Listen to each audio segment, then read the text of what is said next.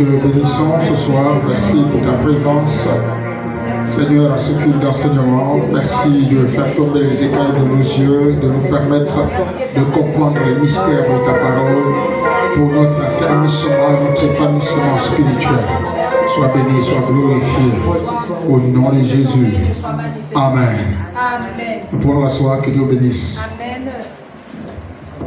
Qu'est-ce qui justifie que le son est bon?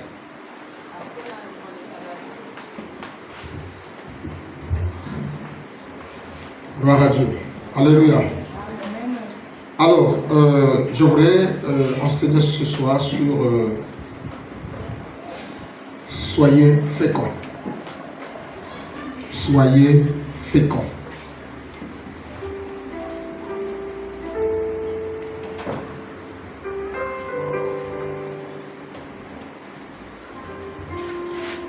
Soyez féconds.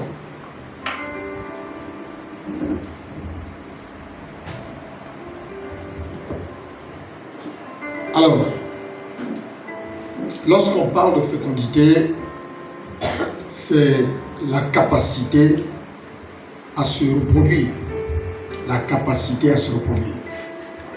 Et cette reproduction se fait sur deux plans principaux. Sinon, peut-être plusieurs facteurs. Deux plans principaux, le facteur physique et le facteur spirituel. Le plan physique et le plan spirituel. Alors, nous avons un texte de base, Genèse chapitre 1, le verset 26. Je voudrais qu'on le lise. Genèse chapitre 1, le verset 28, tant pour moi. Alors, voici ce qui est dit dans Genèse 1, 28. Dieu les bénit et Dieu leur dit, soyez féconds, multipliez, remplissez la terre et la sujettissez, et dominez sur les poissons de la mer et sur les oiseaux du ciel, et sur tout animal qui se meut sur la terre. Est-ce qu'on peut dire Amen? Amen. Alors, nous sommes là face au, on va dire, à la première bénédiction que Dieu accorde à l'homme. La première bénédiction, les premières paroles de bénédiction que Dieu donne à l'endroit de l'homme. C'est trois, on va dire, ces quatre facteurs. Ces quatre, on va dire, ces quatre attributs qui constituent aujourd'hui qui constituent notre nature divine. C'est premièrement, soyez féconds. Deuxièmement, multipliez. Troisièmement, remplissez la terre et la sujettissez. Et on va ajouter le dernier, quatrièmement, dominer. En réalité, Dieu a béni les hommes. Et ces bénédictions ne concernent pas, j'ai envie de dire, ces bénédictions ne concernent pas seulement les chrétiens. Ces bénédictions concernent les hommes, les premiers hommes qui ont existé à la surface de la terre. La Bible dit, Dieu a créé l'homme à son image. Et ensuite, il a déclaré des paroles de bénédiction. C'était la première fois qu'un homme recevait de Dieu les paroles de bénédiction, dans lesquelles il dit, soyez féconds, multipliez, remplissez la terre et la sujettissez. Donc, nous allons prendre, on va essayer de prendre, si Dieu nous le permet, en 4 mercredis, nous allons venir sur ces attributs spirituels, sur ces bénédictions qui concernent l'Église, qui concernent l'homme, que Dieu a donné à l'homme. Donc, chaque mercredi, on va essayer de parler d'une bénédiction. Et ce soir, nous allons mettre l'accent sur soyez féconds. Soyez féconds. Alors, comme je le disais, être fécond, c'est la capacité, la fécondité, c'est la capacité à se reproduire. Et nous voyons Dieu lui-même qui s'est reproduit. Comment s'est-il reproduit?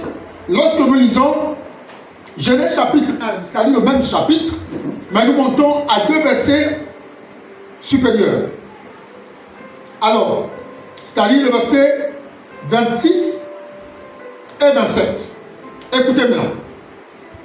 Dieu dit, faisons l'homme à notre image, selon notre ressemblance, et qu'il domine sur les poissons de la mer, sur les oiseaux du ciel, sur le bétail, sur toute la terre, sur tous les reptiles qui rampent sur la terre. Le verset 27, Dieu créa l'homme à son image, il le créa à l'image de Dieu. Il créa l'homme et la femme. Est-ce qu'on peut dire amen? Amen. Alors, voilà un Dieu saint qui vit dans le royaume des cieux et qui a besoin de se faire identifier, qui a besoin de se faire reproduire. Et qu'est-ce qu'il fait à son tour? Il dit, faisons l'homme à notre image et à notre ressemblance. Savez que tout homme qui existe à la surface de la terre est fait à l'image de Dieu et à la ressemblance de Dieu. Tout homme, pas seulement le chrétien, tout homme qui existe à la surface de la terre est fait à l'image de Dieu et à la ressemblance de Dieu. C'est pourquoi je vous dis souvent, ne jugez pas les gens. Ne jugez pas les gens, ne condamnez pas les gens. Si chacun fait ses bêtises, reprenez la personne, mais ne condamnez pas la personne. Si chacun vit sa vie, reprenez la personne, mais ne jugez pas la personne. Parce que c'est les principes qui sont bibliques. Dieu, on ne peut pas contrôler Dieu. Parce que si Dieu agit maintenant comme nous les hommes, il n'est plus Dieu. C'est ce qui fait la particularité de Dieu. Il crée l'homme à son image et à sa ressemblance.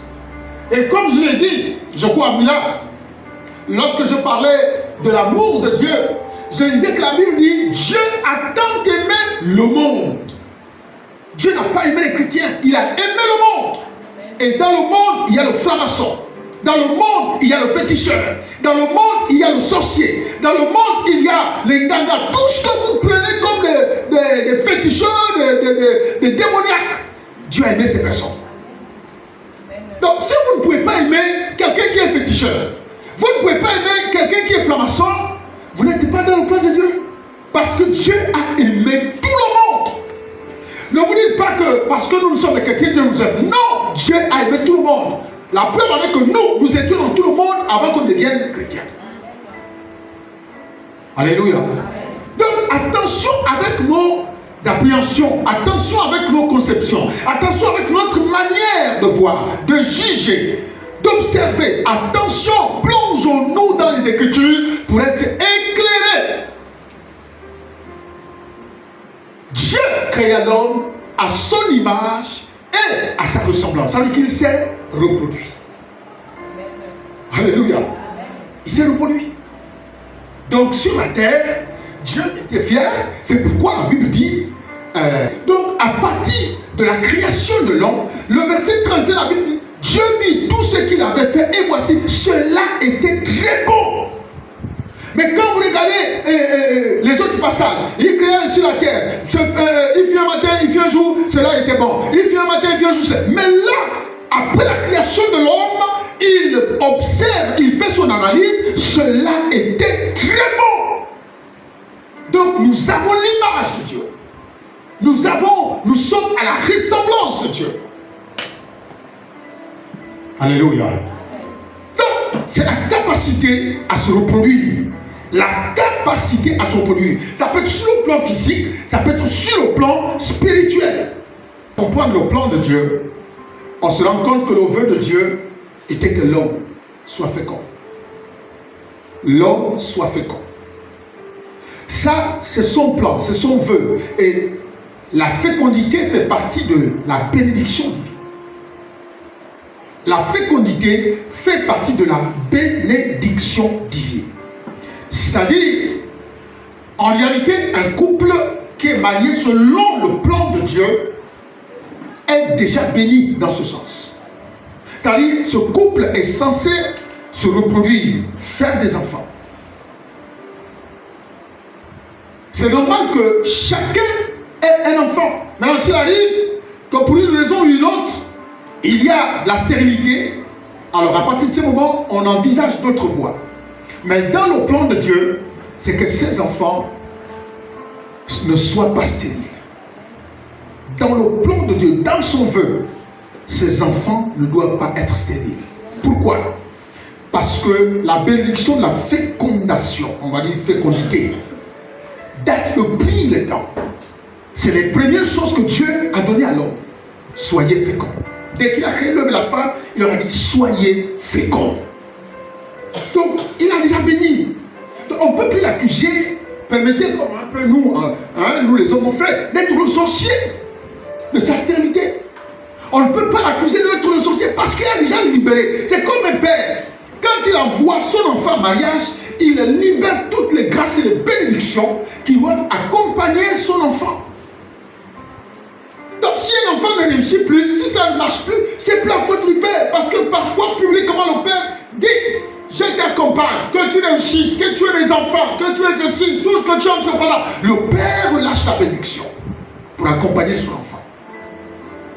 Alléluia. Amen. Donc, bien aimé, Dieu désire que l'homme soit fécond, qu'il donne naissance, qu'il donne la vie, qu'il produise la vie en lui-même. Il n'y a pas de raison qu'un homme vienne et dise je ne veux rien, je suis stérile, je ne peux rien faire. Parce que le principe de la bénédiction pour la fécondité, Dieu nous l'a donné dès le départ. Avant même qu'on ne commence à exercer, qu'on ne commence à faire quoi que ce soit, Dieu nous avait déjà bénis. Alléluia. Amen. Voilà. Donc, il ne peut pas y avoir des stériles. Je suis stérile, je ne peux pas faire des enfants, je suis un vaurien, je ne peux rien faire, ou je ne sais pas, je ne peux... Non, là, on n'a pas le droit de... Parce que Dieu nous a bénis. La Bible dit, et il prit la parole, on est où? Le verset 28, Dieu les bénit. Et Dieu leur dit, quel est le contenu? Le contenu des paroles de la bénédiction. C'est quoi le contenu de ces paroles? Il a dit, soyez féconds. Soyez féconds. Alléluia. Amen. Et c'est pourquoi je parle de la fécondité sur le plan d'abord naturel et la fécondité sur le plan spirituel. Et lorsqu'on parle de la fécondité, lorsque nous lisons Deutéronome chapitre 7, Deutéronome chapitre 7, le verset 14, la Bible dit, tu seras béni plus que tous les peuples. Il n'y aura chez toi ni homme, ni femme stérile, ni bête stérile parmi tes troupeaux. Voyez, Dieu dit, tu seras béni. Personne dans ta maison ne sera stérile. Ni l'homme, ni la femme, personne ne sera stérile. Là, nous sommes dans Deutéronome. Voyez, donc on est un peu plus loin par rapport au premier jour. Il n'y aura ni stérile. Donc, dans la maison de l'Éternel, il ne doit pas y avoir de stérilité. Alléluia. Amen. Donc, sur le plan naturel, tu es appelé à enfanter. Tu es appelé à avoir des enfants. Parce que Dieu a déjà écrit cela. Tu es appelé à avoir des enfants, pas de stériles dans ta maison. Il n'y aura pas de stériles au milieu de toi, dans ta famille, pas de stériles. Parce que Dieu a déjà déclaré la bénédiction que tu seras fécond. Amen. Alléluia. Amen. Maintenant, s'il arrive, il peut y arriver qu'il y ait de la stérilité. La preuve, on va lire dans Genèse chapitre 25. Quelques années, Genèse chapitre 25. Peut-être plusieurs années plus tard. Genèse 25. Nous lisons le verset 21. Il est dit, Isaac implora l'Éternel pour sa femme, car elle était stérile, et l'Éternel l'exauça. Rebecca, sa femme, devint enceinte. Il a dit qu'il n'y aura pas de stérile. Et c'est pour une raison quelconque, une raison ou une autre, la stérilité se retrouve dans notre maison. Dieu est suffisamment puissant pour répondre à nos prières.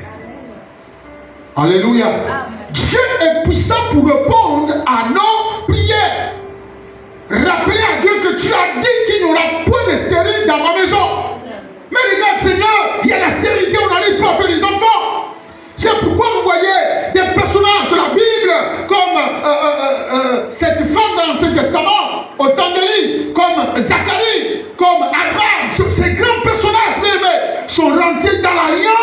la bénédiction de Dieu. Et personne, aucun homme de Dieu qui a eu un aura spirituel, qui a eu une renommée, aucun homme de Dieu n'est mort sans laisser une progéniture. Ça veut dire qu'ils sont rentrés dans l'alliance. Même si la situation est arrivée tardivement, mais la parole de Dieu s'est accomplie. Il n'y a pas eu de stérile. Amen. Donc, quand Dieu dit une chose, il l'accomplit. Il l'accomplit. Le plus important, c'est de demeurer dans sa volonté. Quand tu demeures dans sa volonté et que tu rappelles à Dieu sa parole, alors il fait quoi? Il s'empresse de l'exaucer. Donc si pour une raison ou une autre, on se retrouve avec les stériles dans nos maisons, on doit invoquer l'Éternel. On doit prier l'Éternel. Dieu est suffisamment puissant pour exaucer nos prières, pour changer la stérilité en fécondité. Il est suffisamment puissant et vous pourrez lire dans la Bible, il y a plusieurs cas comme ça. Alléluia. Alléluia. Amen. Voyez, on peut comprendre entre Marie et Élisabeth. On peut comprendre un peu qui était, on peut dire jusqu'à l'âge d'Élisabeth quand même. On peut imaginer que c'était Élisabeth qui était stérile. Pas Marie, parce que Marie était encore à sa jeunesse. Elle était encore en train de vivre son expérience dans le foyer. Mais Élisabeth, on pouvait comprendre que c'était Élisabeth qui était aussi stérile. Parce qu'avec Zacharie, ça n'a pas marché. On ne peut pas se dire que peut-être que Zacharie avait des enfants ailleurs. Non. Parce qu'eux, ils savaient qu'on ne vit pas comme ça. Ils savaient que leur vie n'est pas attachée à Marguerite, Albertine. Non. Ils savent que leur vie, c'est dès que tu as rencontré une femme, c'est une femme. Alors, c'est pourquoi, alors un peu de roi qui avait plusieurs concubines. Donc, bien aimé, alors, le mot hébreu de fécondité s'écrit ou se prononce para. P-A-R-A-H. Para. Alors, la signification de ce mot en hébreu, premièrement, il signifie porter du fruit. Être fructueux. Porter du fruit, virgule, être fructueux. Deuxièmement, il signifie faire porter du fruit. Montrer de la fertilité. De la fécondité. Donc, fécond en hébreu veut dire para. Et ce mot a pour sens, premièrement, porter du fruit, virgule, être fructueux. Deuxièmement, faire porter du fruit, virgule, montrer de la fertilité, virgule, de la fécondité. Donc, en définitif, para en hébreu signifie prospérer, fertilité, augmenter, produire, naître, fruit, fécondité et fructifier.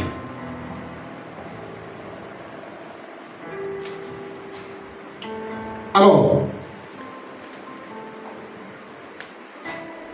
lorsque Dieu dit à l'homme et à la femme d'être fécond,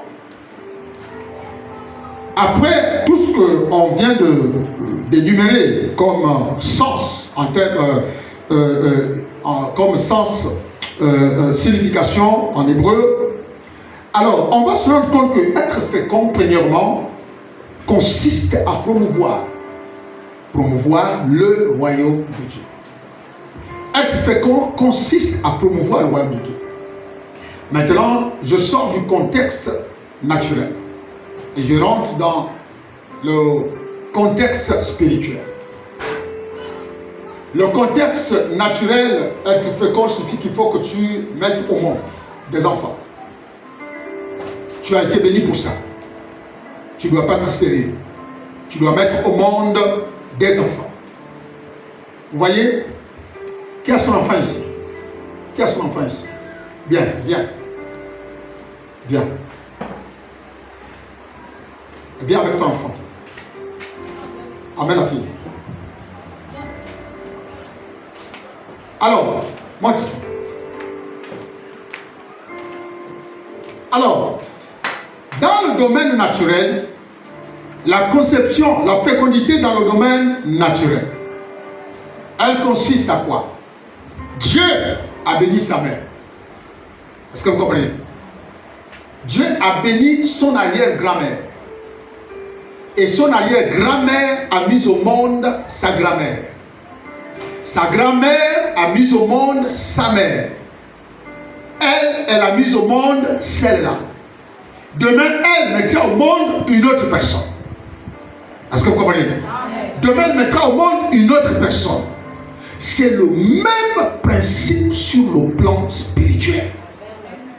Vous ne pouvez pas avoir accepté le Seigneur. Vous êtes là depuis 10 ans, vous n'avez eu personne. Vous êtes malade. Spirituellement, vous êtes malade. Il faut chercher à savoir qu'est-ce qui ne va pas dans votre organisme, dans votre, on appelle ça comment? Dans votre organisme intérieur. 10 ans, vous n'avez amené personne à Jésus. Vous êtes malade. Spirituellement, on est malade. Parce que là, vous n'êtes plus fécond. Là, vous n'êtes plus fécond. Mais prenons un exemple. Lorsque j'ai l'habitude de parler en disant, si vous êtes une femme, ce n'est pas des hommes qui manquent pour aller avec vous un soir, pour aller avec vous 2 soirs. Ils ne manquent pas. Mais l'homme pour vous mettre à la maison, il n'y en a pas. Est-ce que vous comprenez? C'est ce qui est difficile. C'est comme vous avez la possibilité d'être au contact avec les gens tous les jours de votre vie. Mais vous êtes incapable de prendre ces personnes-là et les amener à l'église. Vous êtes stérile. Spirituellement, vous êtes stérile. Et ça, c'est ce qu'on dit. Pour une raison ou une autre, si on se retrouve dans une stérilité, il faut comprendre. Parce que là, c'est inadmissible. Là, vous êtes malade. Vous n'avez jamais vu quoi après, maintenant, à un moment donné, quand la fille était bien consacrée, bien engagée avec Dieu, elle a obligé de faire les circuits nocturnes pour chercher quand même à aller attraper une grossesse avant la ménopause. Vous voyez? Mais il y a des gens qui ont roulé, permettez-moi l'expression, qui ont roulé leur vie, mais ils n'ont jamais attrapé une grossesse. Il y a problème.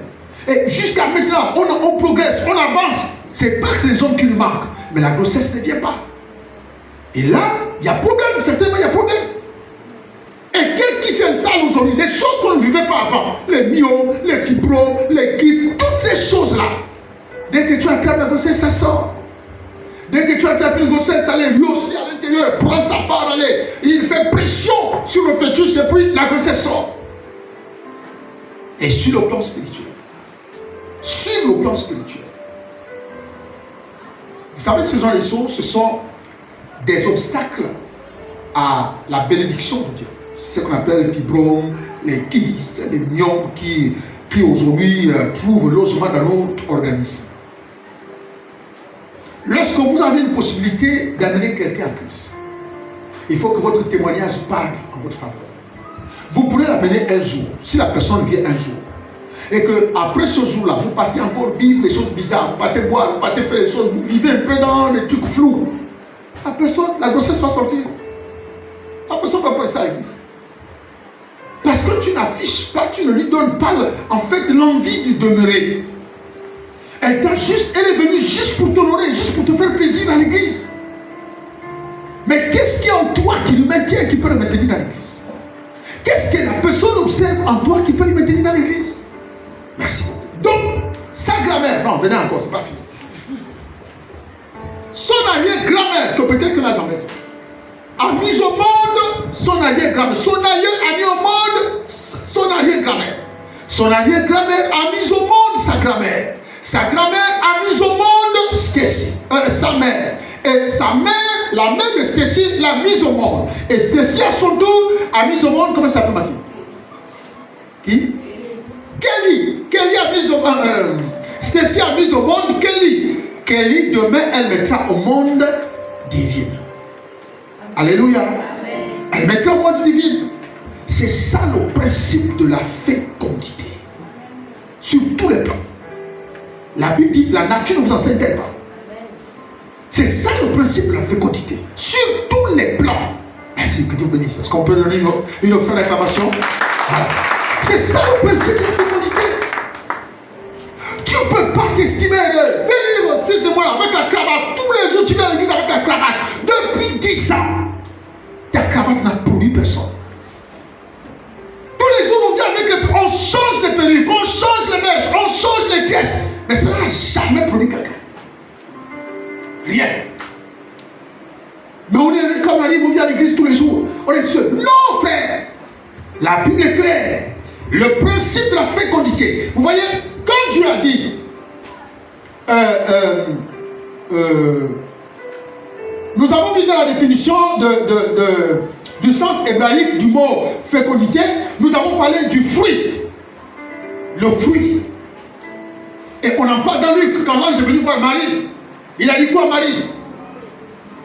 Hein? Voilà, c'est d'autres versions qui le disent. Hein? Le fruit de tes entrailles est béni. Le fruit de tes entrailles est béni. Tu ne peux pas être stérile dans la maison de l'Éternel. Tu ne peux pas être un chrétien qui ne produit pas.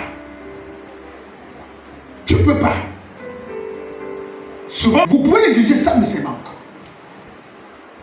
Lorsqu'on est fécond, on doit être capable de se reproduire.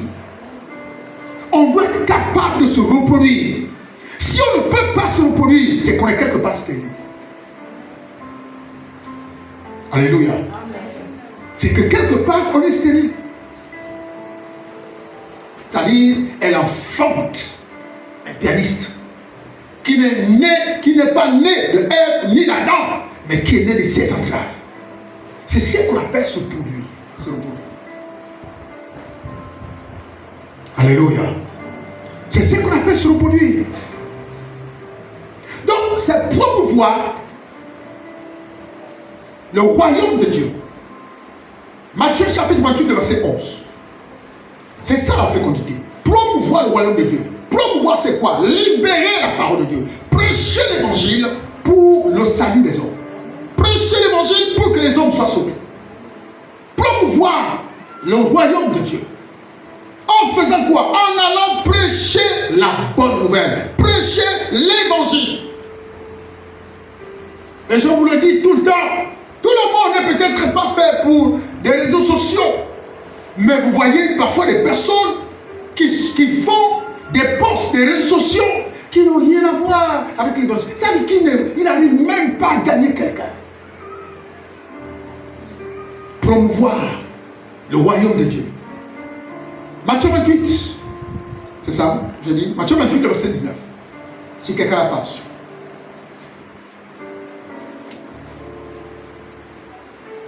Matthieu 28, le verset 19. Matthieu 28, verset 19. Merci.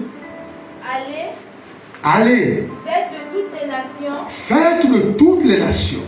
Les disciples. Les disciples. Les baptisants. Au nom du Père. Du Fils. Et du Saint-Esprit. Alléluia. Amen. Il dit, allez. Comment on doit promouvoir l'évangile? En allant, en partant. Aller, c'est un mandat. On a reçu mandat de la part du Seigneur. On doit aller prêcher l'évangile. On doit annoncer la bonne nouvelle. Pendant qu'on annonce la bonne nouvelle, on peut avoir la capacité de se reproduire. Vous pouvez gagner quelqu'un à Jésus. Vous pouvez gagner quelqu'un pour le salut. Annoncez la bonne nouvelle. Prêcher l'évangile, c'est le mandat universel. C'est ce que Dieu nous a demandé de faire. Quand même le ciel est en émoi et dans la joie lorsqu'une seule personne se repent. C'est nous qui sommes là. On décide pas de gagner 3, 4, 5, 6 personnes. Non. Mais de gagner une seule personne, même une personne par mois. Une personne tous les mois. Le Seigneur sera glorifié tous les mois. Le royaume des cieux sera élevé tous les mois. Parce qu'une personne est gagnée pour le royaume. C'est cela la fécondité, la capacité à se produire, à se reproduire. Mais parfois beaucoup oublient encore par une stérilité vraiment chronique. Chronique. Et ça, c'est pourquoi on dit ce genre de personnes-là, il faut prier. On doit prier pour que Dieu déclenche le processus de la fécondité qui a été libéré depuis les premiers temps. On ne peut pas être chrétien. On ne peut pas s'estimer heureux, on rentre fièrement, tous les jours on rentre fièrement, on est heureux, je suis chrétien. Non frère, si tu fais les statistiques de ta vie, comme je l'ai dit, nous sommes au 8e, au 9e mois, de janvier jusqu'à aujourd'hui. Qui avons-nous gagné à Christ? Qui avons-nous gagné à Christ? Mais pourtant, de janvier à maintenant, je ne sais pas combien déjà des centaines de personnes que tu as rencontrées, avec qui tu passes du temps à bavarder, avec qui tu passes du temps à papoter, à faire tout, mais incapable de gagner ces personnes. Comme je l'ai dit, un homme incapable de te mettre dans le foyer. Mais tu vas trouver des personnes avec qui passer du bon temps, mais te mettre dans le foyer, il deviendra. Dès que tu abordes l'affaire du foyer, c'est compliqué. On ne peut pas être chrétien. Dieu nous envoie des personnes. Dieu nous envoie des gens avec qui on bavarde matin, midi et soir. Mais incapable de les gagner à Christ. Incapable. Alors on fait quoi? Il faut compris. Seigneur, je ne sais pas combien de fois tu m'as dit. Dieu nous bénit.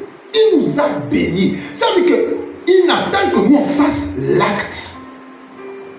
Amen. Il attend qu'on fasse l'acte pour que cette bénédiction la rentre. Et pour rentrer dans cette bénédiction, il faut avoir le désir aussi.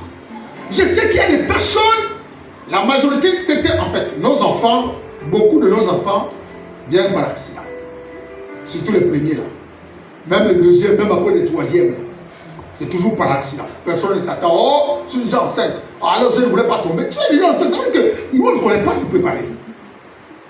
On ne connaît pas. On n'a pas le planning familial. Hein? Le planning familial sur le blanc, si tu dis c'est 2 enfants, vous montez, vous descendez. Vous allez avoir 2 enfants. Mais nous, c'est la tribu. En Afrique, c'est la tribu. Ce n'est pas un problème de 2. En Afrique, c'est la tribu. Et les enfants viennent sans le vouloir, sans le désirer. Oh, ça fait 2 mois, je n'ai pas vu même en dessous. C'est fini, les gens. C'est comme ça. Alors que la personne ne sait même pas si pour lui, bon, chérie, oui, l'autre, la frère déjà grand, tu vois encore l'autre. Non, on ne connaît pas ça. Non, c'est accident du parcours. C'est la vérité. L'Africain, c'est accident de parcours. Oh, là, je suis encore enceinte. Hein? Je suis encore enceinte. Depuis ça, surtout quand le mari était bizarre. Mais tu ne connais pas l'expression, pourquoi? Accident de parcours. Accident de parcours. Alléluia. Donc, bien aimé, et quand on se retrouve là, on fait quoi? On n'a pas notre choix. Mais quand tu as envie, il y a des personnes, je vais prendre l'exemple, ce type d'accident de parcours, sur le plan spirituel. Alors, je prends comme un exemple facile. Voici Solange qui est là. Adriana qui lui parlait tout le temps. Et puis un bon jour, c'est elle-même qui lui écoute. Adriana ne s'y attendait pas. Elle n'était pas préparée. Elle lui appelle pour lui, Adriana, oui, tu pries où je suis quelque part. Bon, aujourd'hui, je viens dans l'église. Vous voyez un peu? Ça là, elle n'avait même, peut-être même si elle désirait avoir, mais dans sa tête, à cause aussi du grade, elle ne pouvait pas aussi imaginer, peut-être que je vais inviter, je vais déplacer mon chef. Il fallait quoi? Et puis, c'est vrai qu'elle parlait quand même, elle parlait. Et puis, bonjour, accident de parcours. Et quand l'accident de parcours est déjà là, on a déjà jeté l'enfant. On n'a jamais jeté l'enfant. Même si l'autre devient aigri, quand les papas disparaissent, ils deviennent des pères mauvais. Ils insultent l'enfant que sur la base du père. La tête comme ton père. Elle est incapable, il fallait être prévoyant avant. Ce n'est pas incapable aujourd'hui. Ça, il fallait régler ça avant de parler des capacités aujourd'hui. Donc, accident de parcours, la personne est là. Mais dans ce contexte-là, parfois, soyez féconds, il faut le dire. C'est-à-dire que le déclic, le déclenchement de la fécondité est déjà là. Dieu a déjà instauré ça, a déjà planifié ça. Dieu a déjà planifié ça. C'est pourquoi vous voyez, beaucoup ont la capacité de procréer très vite. Très vite. Parce que Dieu l'a déjà béni. Alléluia. Donc, on ne peut pas, il faut désirer. Tu sais que tu es fécond et tu dois gagner quelqu'un. Il faut le vouloir. Il faut le désirer. Tu peux planifier ça. Même si tu dois t'acharner tous les jours sur une personne, tu peux le faire. Tu peux le faire. Un jour, il y a plusieurs années déjà de cela. Les années 91, 92, 93, je ne sais plus. Donc, j'avais souvent un frère que j'exhortais, un cousin. Je l'exhortais tous les jours, plus âgé que moi. Je lui parlais tous les jours, machin, Christian, laisse-moi tous les jours. Et puis, peut-être 3 ans après qu'on se soit séparés. Donc, je suis là au 5. Vous savez, les voitures qui font descendre la station du PK5 existait encore. Et je vois quelqu'un qui dit, oh Christian, je dis, oh comment tu vas, mais ça fait longtemps, oui. Il dit, j'ai une bonne nouvelle. J'ai dit, oui, laquelle? J'ai accepté le Seigneur. Je dis, oh, gloire à Dieu. Parce que je m'acharne sur tous les jours. Il dit, j'ai une bonne nouvelle. J'ai dit, oui, laquelle? Il dit, j'ai accepté le Seigneur. Je dis, oh, gloire à Dieu. Et il a repris le taxi, il est parti. Mais vous ne pouvez pas, il y a des gens, non, ça veut dire qu'on veut toujours plaire aux hommes. Dieu nous envoie des personnes pour les gagner à lui. Nous, ce qu'on veut, c'est les plaire. Il ne faut pas qu'on les scandalise. Il faut qu'ils boivent la bonne bière. Il faut qu'ils soient ceci. Il faut qu'ils soient laids. Et quand il part, ancien de ton état, pasteur de ton état, 0. Aucune personne.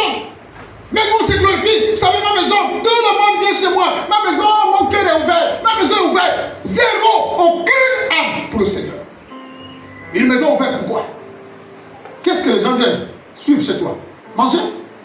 Mais quand ils auront en fait, la Bible dit quoi? Dieu te demandera le sang. Parce que toutes les fois que Dieu les a envoyés vers toi, il y a des gens même qui t'ont expliqué leurs problèmes. Qui t'ont expliqué les problèmes. Ah, il faut supporter. Ah, tu sais, il faut seulement supporter. Il faut prier seulement, ça va aller. Ça va aller. Qu'est-ce que ça va aller? Je vous ai dit que les gens, quand on parle d'évangéliser, les gens n'ont pas besoin de Jésus. Les gens ne veulent même pas des gens qui viennent à eux qui leur disent non, nous sommes quelqu'un qui vient parler de Jésus. Non, là, Matthieu 27 dit quoi? Allez par tout le monde. Allez par tout le monde. Allez, partez ce mandat. C'est-à-dire que quand vous rentrez dans la maison de quelqu'un, dites-lui, Dieu m'a envoyé vers toi pour ton problème. Quelqu'un me comprend là? Dites à la personne, Dieu m'a envoyé vers toi. Pour venir répondre aux problèmes dont tu te poses, des questions que tu as, des problèmes que tu as, Dieu m'a envoyé vers toi. Alléluia. Les gens sont fatigués, non, on sommes des chrétiens, bon, vous avez Jésus, on aimerait vous inviter à Christ. Non, ils sont fatigués de ça. Dites-leur que Dieu m'a envoyé. Dieu vous a envoyé, il m'a envoyé. Pourquoi? Pour régler vos problèmes. Que vous-même, vous ne savez même pas. Et vous commencez à parler. Les problèmes que vous avez, les difficultés que vous avez, les soucis que vous avez, Dieu m'a dit de venir vous dire que ces soucis-là peuvent prendre fin. Il faut changer la stratégie pour l'évangélisation. Il faut changer. Jésus l'évangélisait pas de la même manière. Mais nous, c'est la même chose. Nous sommes quelqu'un, on peut t'inviter. Laissez-la faire d'inviter. Parlez-leur de problèmes. Vous savez, si vous parlez, vous leur dites que Jésus m'a envoyé parce qu'il a vu tes plaintes, tes problèmes, tes difficultés. Il m'a envoyé te dire que désormais tes problèmes peuvent prendre fin. Ah bon? Oui, je vous le dis. Et quand vous avez terminé, vous priez avec la personne. Vous rentrez chez vous. Alléluia. Amen. Là, ils vont, ça veut dire qu'ils vont, ça va attirer leur attention. Bonjour monsieur, oui, bonjour. Et puis ils peuvent même vous dire, mais qu'est-ce qui vous dit que j'ai des problèmes? Dieu ne peut pas m'envoyer vers vous si Dieu ne sait pas que vous avez des problèmes. C'est tout simple. Mais quelle que soit la nature de ce que vous avez, Dieu est capable, est venu m'envoyer vers vous pour vous dire que ces problèmes-là peuvent prendre fin. Alléluia. Donc c'est ça qui fait quoi? Promouvoir l'évangile, promouvoir le royaume, prêcher la parole, prêcher, annoncer la bonne nouvelle pour que les gens soient sauvés. Ça, c'est la vision, c'est le vœu de Dieu. Ça fait partie de notre bénédiction. Que l'église soit prospère, croisse, ça fait partie de la bénédiction de Dieu. Et de la volonté divine. Une église qui croit, c'est-à-dire la croissance, fait partie du plan parfait de Dieu. Alléluia. Amen. Lorsqu'il dit soyez féconds, être fécond signifie, être fécond, deuxièmement, c'est produire beaucoup de fruits. nous l'avons vu, je crois, dimanche. C'est produire beaucoup de fruits. Jean 15, le verset 5. Si quelqu'un la page. Jean 15, le verset 5. Être fécond, c'est promouvoir le royaume par l'annonce de la bonne nouvelle, la prédication de l'évangile à toutes les nations, par le mandat que nous avons reçu de la part du Seigneur. Il a dit, allez par tout le monde et faites et prêchez la bonne nouvelle. Faites des disciples partout, là où vous partez. C'est un mandat. Nous avons reçu le mandat de le faire. Jean chapitre 15, le verset 5. Jean 15, verset 5. Je suis le cep. Vous êtes les sarments. Celui qui demeure en moi et qui demeure et en qui je demeure porte beaucoup de fruits. Car sans moi, vous ne pouvez rien faire. Alléluia. Amen. Alors, vous voyez, descendons sur le verset 16. Ce n'est pas vous qui m'avez choisi, mais moi. Je vous ai choisi et je vous ai établi afin que vous alliez et que vous portiez du fruit et que votre fruit demeure. Afin que ce que vous demanderez au Père en mon nom, il vous le donne. Est-ce qu'on peut dire Amen? Amen. Vous voyez, on parle du fruit. Continuons avec Luc chapitre 1, le verset 42. C'est quelqu'un peut lire. Luc chapitre 1, verset 42.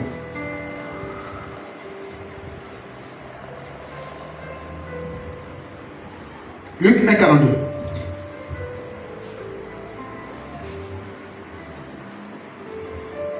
Luc 1, 42.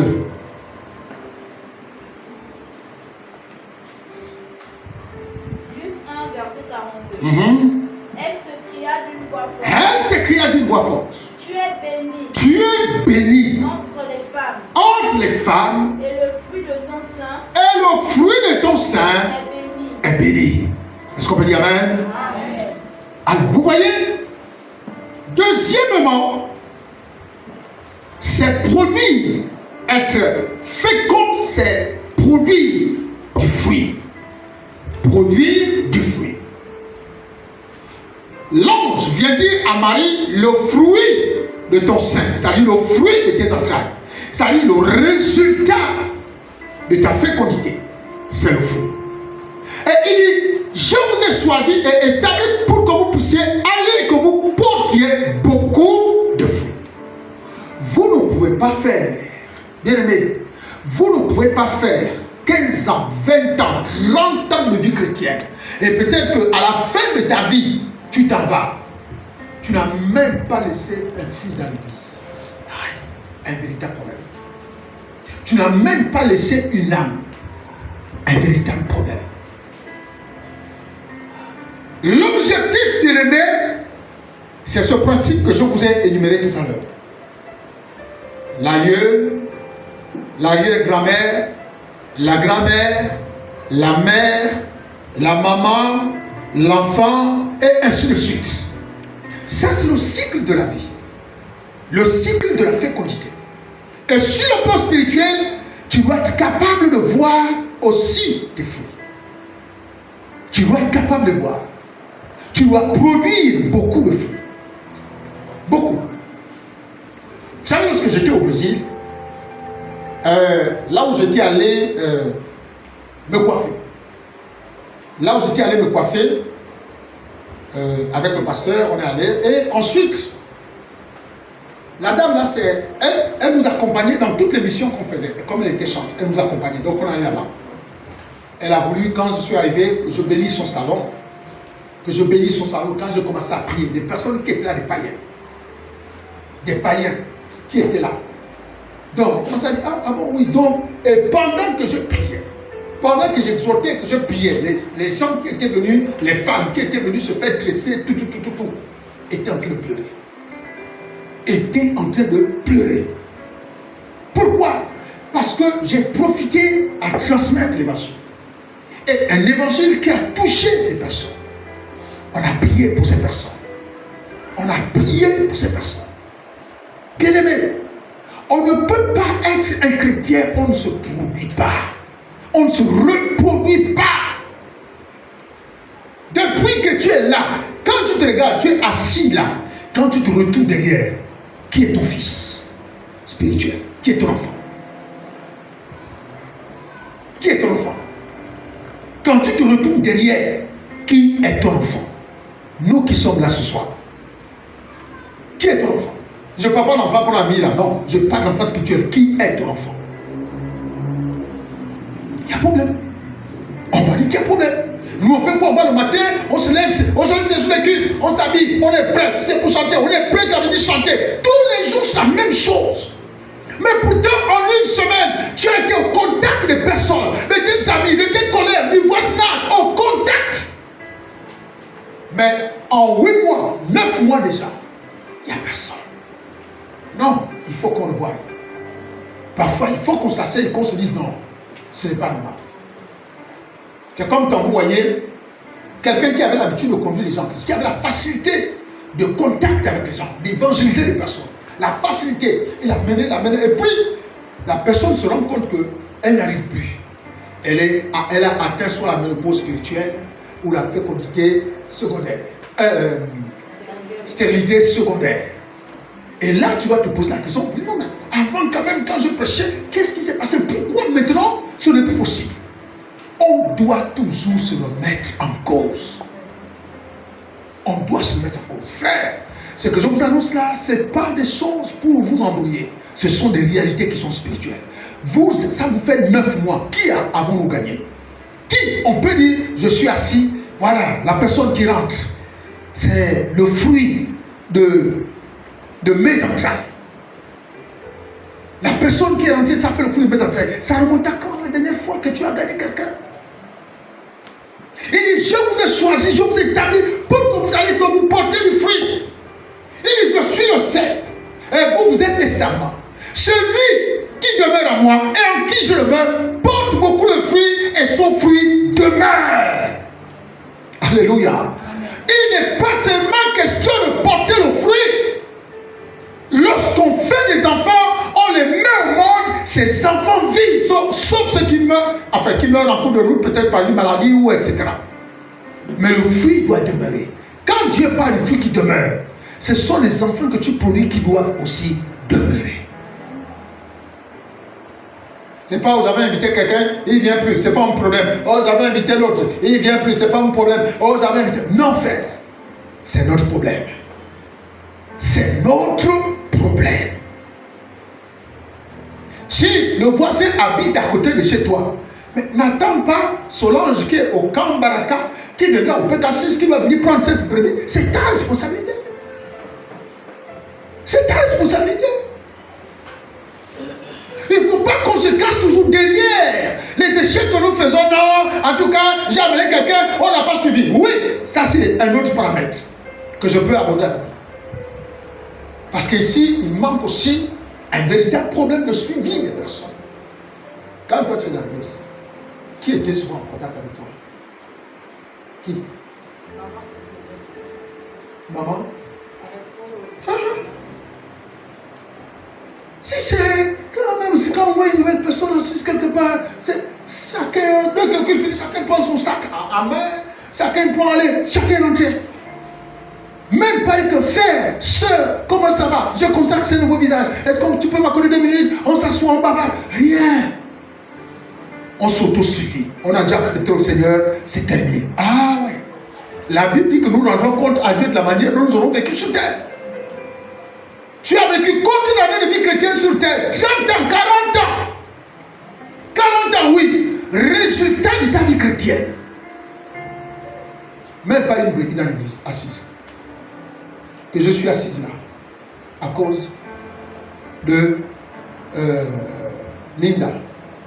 Si je suis assise là, à cause de Linda. Ici, il y a des gens qui sont arrivés ici. Il y a des autres qui ont amené des autres. Ces personnes ont demeuré et les autres qui les ont amenés sont retournés dans le monde. Ici,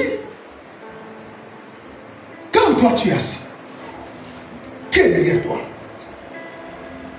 Qui est derrière toi? Qui? Pierre Pédé, moi j'ai amené André. Ah oui, j'ai amené mon frère, il est là. Il est resté jusqu'à la fin.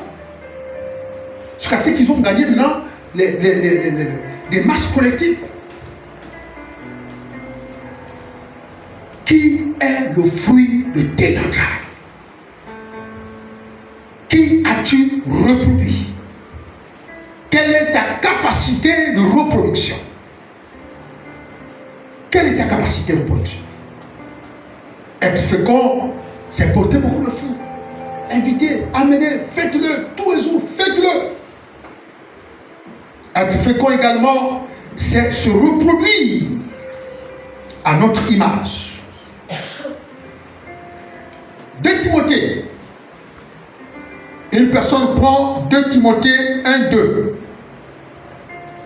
La même personne, pour aller plus vite, peut prendre aussi le chapitre 2, verset 1 à 2. C'est-à-dire dans 2 Timothée. Chapitre 1, le verset 2, et le chapitre 2, verset 1 à 2. Une autre personne me prend Philémon. Philémon, chapitre 1, verset 10. Et une autre personne, Philippiens 4, 9. Philémon 1, 10. Philippiens 4, 9. 2 Timothée 1, 2 et chapitre 2, 1 à 2. On commence par Timothée, qui est à la page. 2 Timothée 1, chapitre 1, le verset 2. Et le chapitre suivant, verset 1 à 2.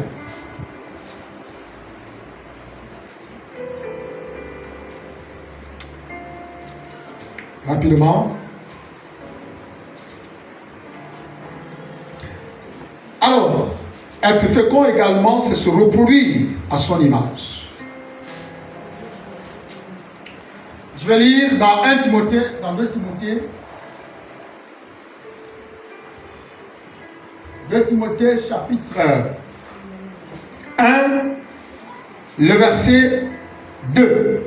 À Timothée, mon enfant bien-aimé, que la grâce, la miséricorde, la paix te soit donnée de la part de Dieu notre Père, de Dieu le Père et de Jésus-Christ notre Seigneur. Le chapitre suivant. Toi donc mon enfant, chapitre 2, le verset 1. Toi donc mon enfant, fortifie-toi dans la grâce qui est en Jésus-Christ. Et ce que tu as entendu de moi, en présence de beaucoup de témoins, confie-le à des hommes fidèles qui soient capables de l'enseigner aussi à d'autres. Viens. Viens. Viens. Une personne aussi. Montez. Voilà. Mettez-vous ici.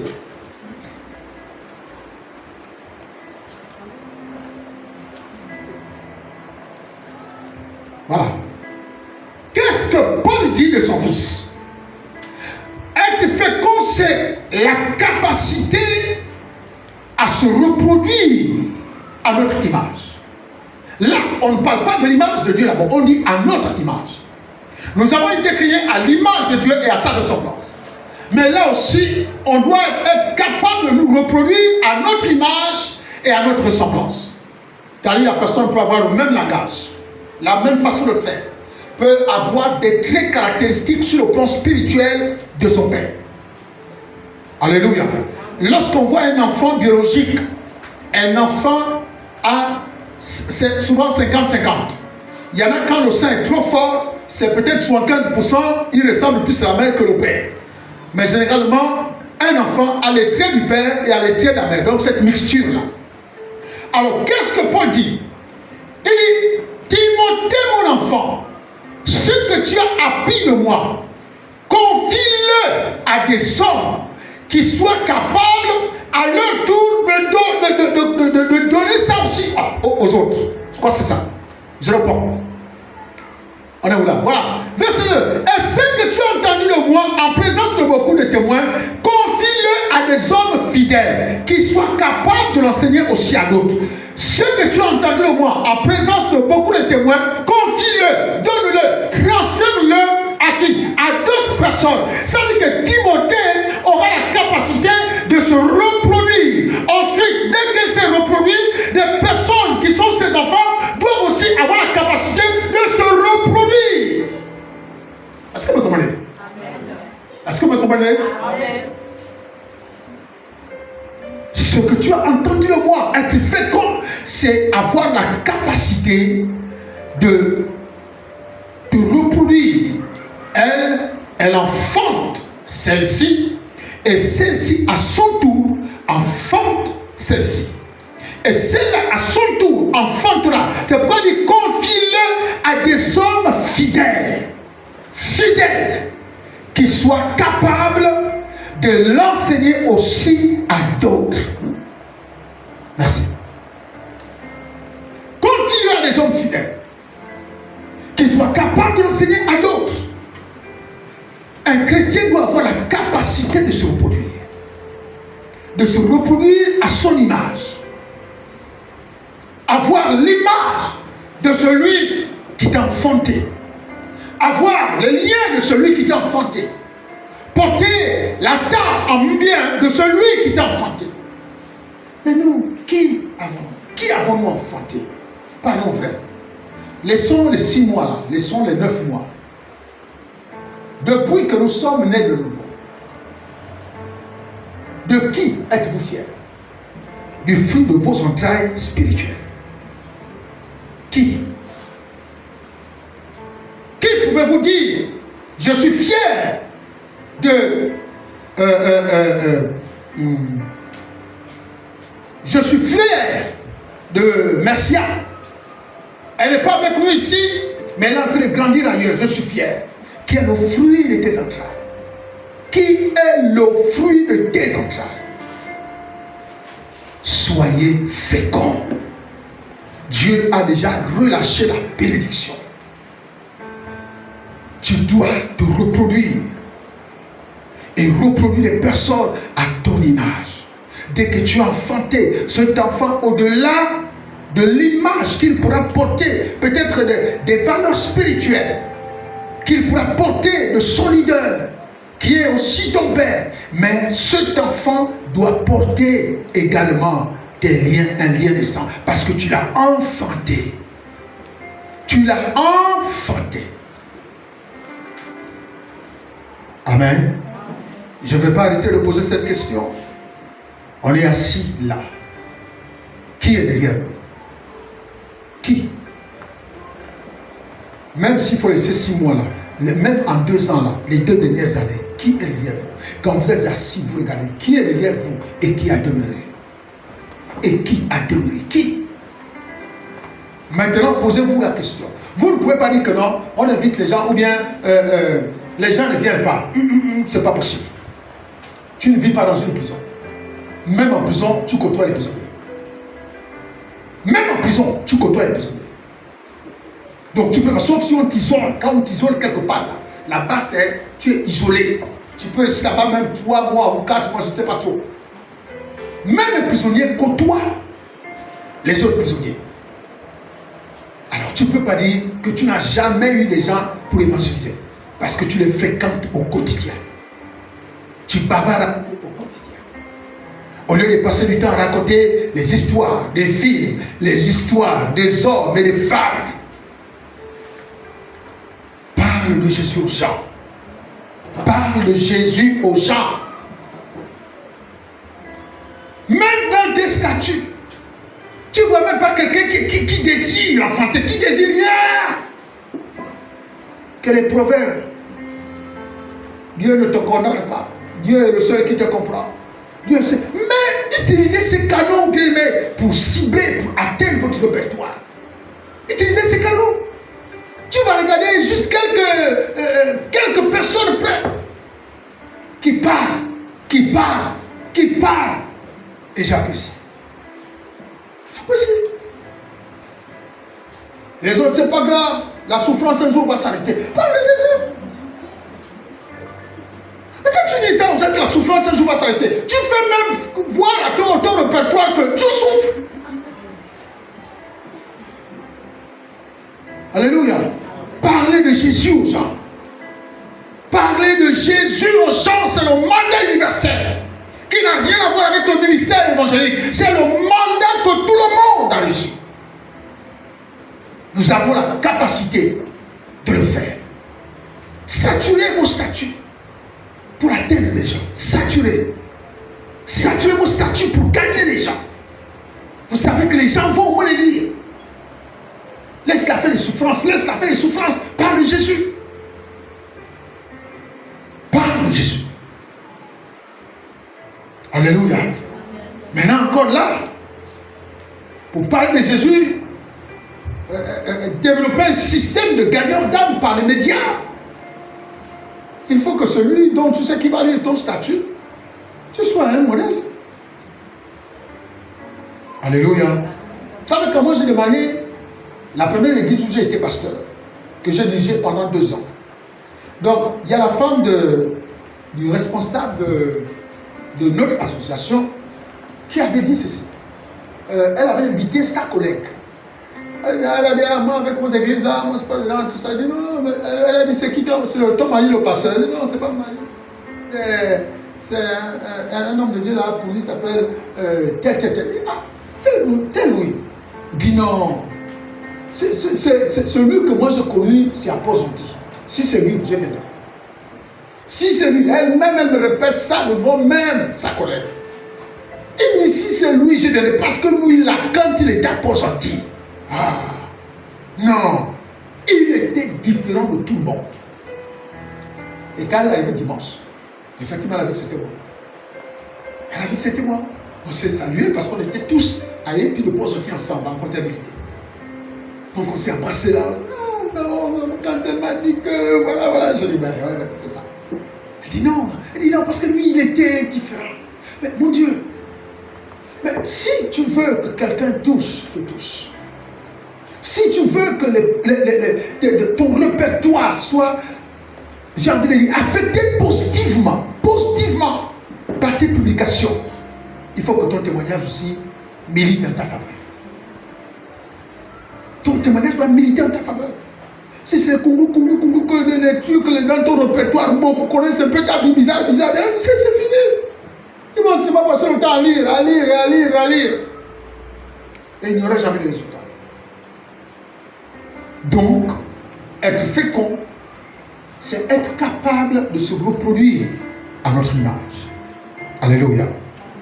Philippiens 4.9, quelqu'un a lu? Philippiens 4.9. Philémon, c'est indice. Philippiens 4.9. Rapidement. Philippiens 4.9. Ce que vous avez appris. Reçu et entendu de moi. Et ce que vous avez vu en moi. Pratiquez-le. Et le Dieu de paix sera avec vous. Est-ce que vous comprenez ce passage? Non. Relis-moi ça. Ce que vous avez appris. D'abord, la capacité d'apprendre. De qui? De celui qui t'a engendré. Reçu et entendu de moi. Et ce que tu as reçu. Et ce que tu as entendu. De qui? De celui qui t'a enfanté.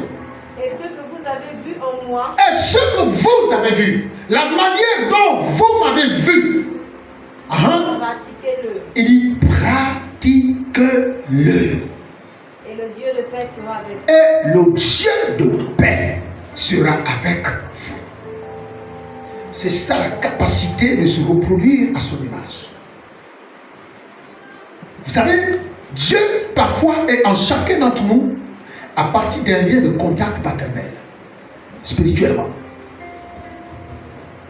Il dit, quand vous le ferez, alors le Dieu de paix sera avec vous.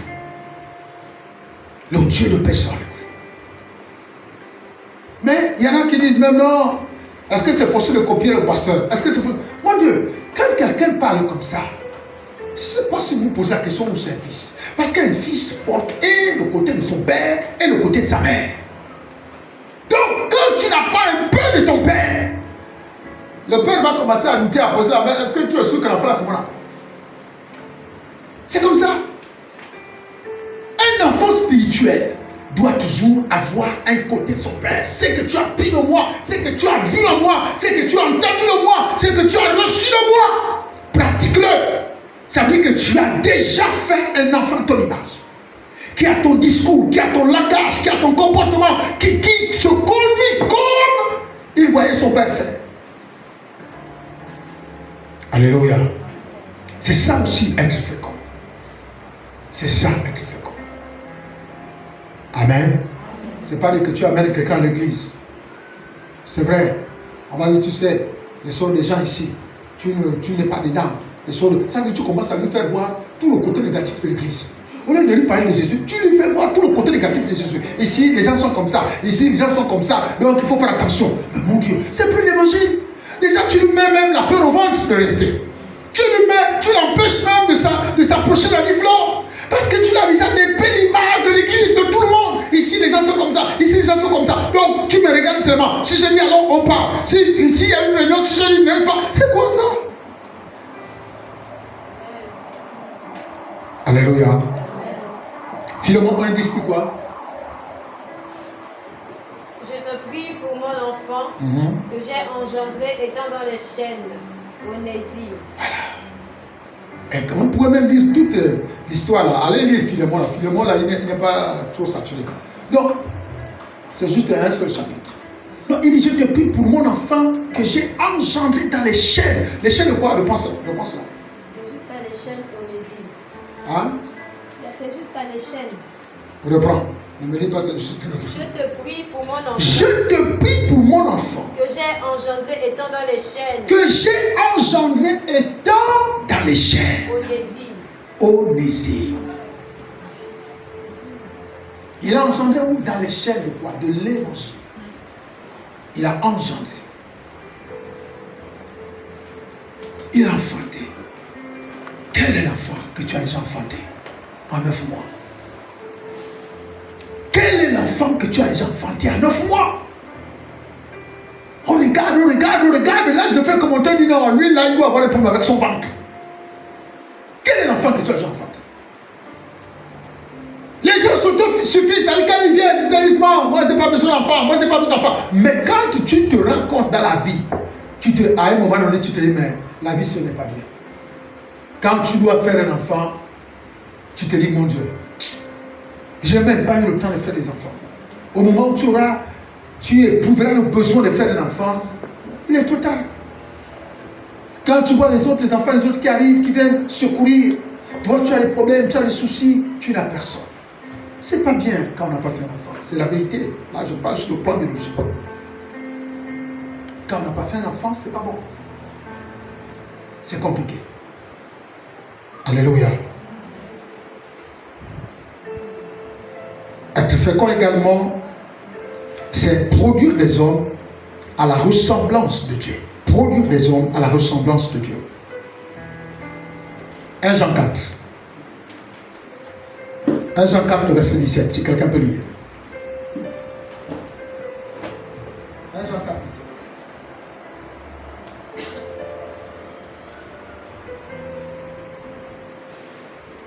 1 Jean 4, 17. 1 Jean 4, 17.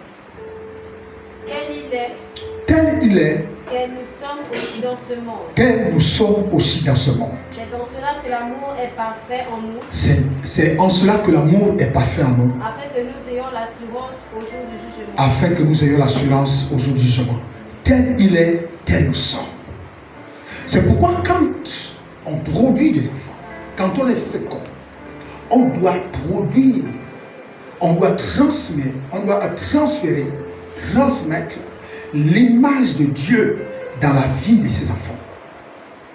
On ne doit pas lui transmettre, bien aimé, l'image d'un Dieu mauvais, d'un Dieu. Donc il faut qu'ils aient l'image de Dieu. Ils grandissent dans la révélation, dans la connaissance de Dieu.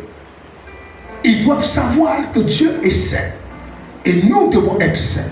Ils doivent savoir que Dieu est amour. Et on doit être amour. Ils doivent savoir que Dieu est bon et nous aussi on doit exercer notre bonté. Ils doivent être, en fait, l'image de Dieu doit être peinte dans leur esprit. C'est cela, être fécond. C'est-à-dire, c'est la capacité, pour faire un peu, parler tout simplement, la capacité de produire des personnes matures. Matures. Vous savez, quand vous produisez des personnes matures, c'est des personnes qui ne s'affectent pas, qui ne bougent pas à cause d'une parole, à cause d'une méchanceté de quelqu'un, à cause d'une réprimande. Non, elles sont matures. Quand on est mature, on est supérieur aux problèmes. On est élevé au-dessus des difficultés. Parce que quand on n'est pas mature, c'est ce qui fait que dès que tu parles à quelqu'un qui n'est pas mature, il s'assoit à un jour, il ne vient pas à l'église. Il s'assoit 2 jours, il ne vient pas. Il est en train de digérer sa colère. C'est ma maturité. Les personnes ne sont pas matures. Alléluia. Alors, qu'est-ce qu'on doit comprendre ce soir pour conclure? Dieu nous appelle à être féconds. Dieu nous appelle à être féconds. Il veut que nous puissions avoir des enfants spirituels, que nous allons amener à Christ, pour que ces enfants puissent accepter le Seigneur de tout leur cœur. Alors, nous allons nous occuper de ces enfants, les nourrir, prendre soin d'eux, jusqu'au niveau, jusqu'à ce qu'ils atteignent la maturité spirituelle, pour que eux également, à leur tour, puissent inviter des personnes. Regardez la preuve.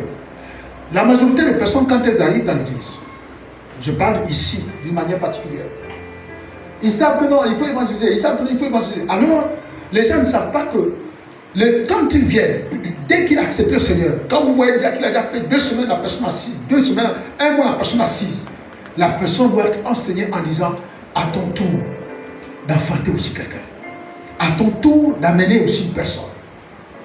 Et là, l'enfant va grandir dès le début avec ça. Il faut que tu amènes une personne, il faut que tu produises une personne, il faut que tu te reproduises. Voilà ce que Dieu attend de chacun d'entre nous. Alléluia. Donc, bien aimé, le Seigneur nous appelle à nous réapproprier la bénédiction qui a été libérée au départ pour gagner à Christ les personnes. Et ces personnes que nous allons gagner, ces fruits que nous allons gagner, la fécondité qui va se mouvoir et se développer dans l'église va favoriser la croissance numérique de l'église. Va favoriser la croissance numérique de l'église. Alléluia. Amen. Amen. Donc, bien aimé, c'est ce que Dieu attend de chacun d'entre nous. Soyons féconds. Soyons féconds. Reproduisons-nous. Gagnons à Christ des personnes. Amenons-les vers Jésus. Faisons le bilan de notre vie. En 9 mois, on ne doit pas s'estimer heureux. Disons, Seigneur, en 9 mois, je ne t'ai amené personne. Personne, Seigneur. Oriente-moi. Donne-moi une personne que je puisse l'amener vers toi. Donne-moi une personne que je l'amène vers toi.